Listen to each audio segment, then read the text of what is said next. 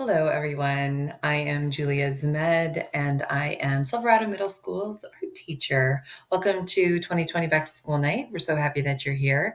I'm going to do my best to make this as quick as possible and as painless as possible, as I think you have 5 other classes to get through.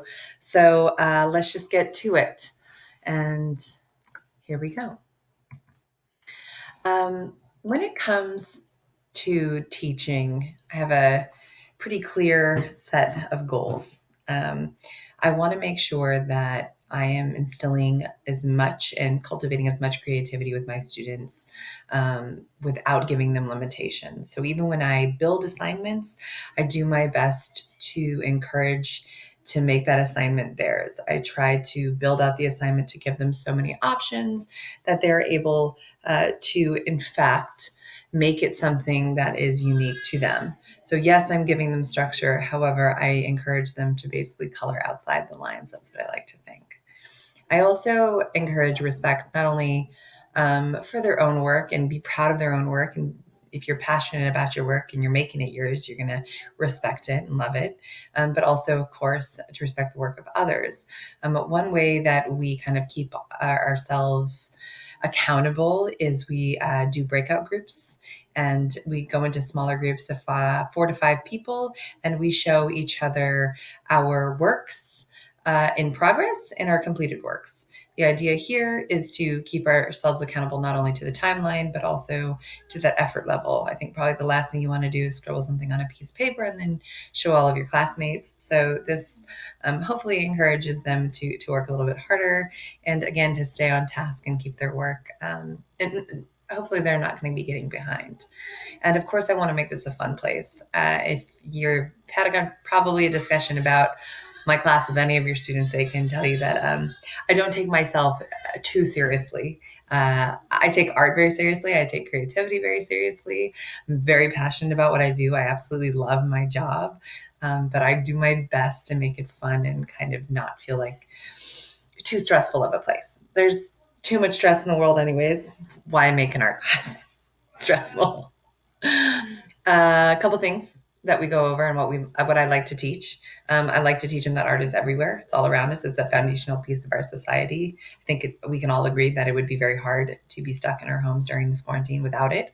Raising these kids without board games and movies and I know we hate it, but video games, these are all things, or just any creative activity. Without that, it would be really tough, right? So that's the little meme on top there, the little quote. I teach them about the 7 elements of art, which are the building blocks of all artwork. Think like line, texture, value, color, shape, form. Okay. We build skills, lots of back to basics. So I'm teaching them about color theory and shading. Hopefully we'll have some critical class discussions. Truthfully, not sure how much we'll do of that this year, but here's hoping. And critiquing of our own work. So that's where that breakout and that group discussion comes in. Plus, they get these sketchbooks where they are building their skill levels and kind of privately communicating with themselves through art. A couple of things that are important to know about the way that I grade, and just about how, if you're looking for information about my class with your student, I have split. There's a million places for you guys to look right now. We've got Clever. We've got Clover. We've got Clever. We have Google Classroom. We have Aries. You know what? This year, I was like, we're putting it all in one place. It's all going on Google Classroom. So if you have any questions about your students' work, if you have any questions about due dates, about how something is done, about where it goes, about what they're missing, about what their grade is, anything, it's all on Google Classroom. Aries will not be updated until right before grades are due. I've told your students this. I tell them every day, reminders.